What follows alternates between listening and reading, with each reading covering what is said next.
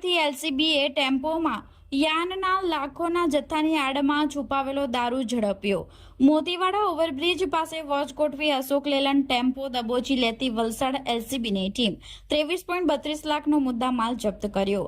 Valsad local crime બ્રાન્ચની team આજે વહેલી સવારે પાડીના મોતીવાડા રેલવે ઓવરબ્રિજ પાસે બાતમીના આધારે રૂપિયા 23.32 લાખથી વધુનો મુદ્દામાલ ઝડપી પાડ્યો છે। સુરત તરફ જઈ રહેલા એક કિંમતી યાન ભરેલા ટેમ્પોમાં ખૂબ જ ચાલાકીપૂર્વક છુપાવેલો વિદેશી દારૂનો જથ્થો પોલીસે બાતમીના આધારે પકડી પાડ્યો છે। એલસીબી પીઆઈના માર્ગદર્શન હેઠળ દશરથ ભરવાડ અને તેમની ટીમ પેટ્રોલિંગમાં હતી, જે દરમિયાન બાતમી મળી હતી કે દમણથી યાર્નના બોક્સની યાર્ડમાં દારૂ ભરીને એક મરૂન કલરનો Ashok Leyland tempo number DD01E9873 Surat તરફ જવાનો છે।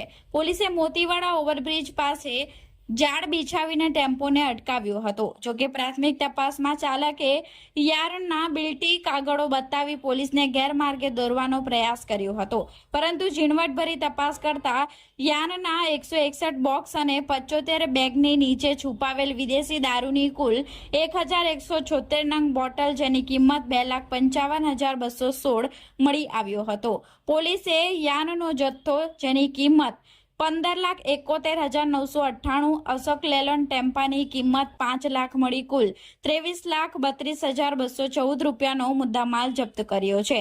પકડાયેલા આરોપી અમિત કુમાર ગુપ્તા રહે બિલાડે કબૂલાત કરી હતી કે તેને મંજુબેન નામની મહિલાએ દમણથી દારૂ ભરાવી આપ્યો હતો અને એક ટ્રીપના રૂપિયા 10,000 આપવાનું નક્કી કર્યું હતું।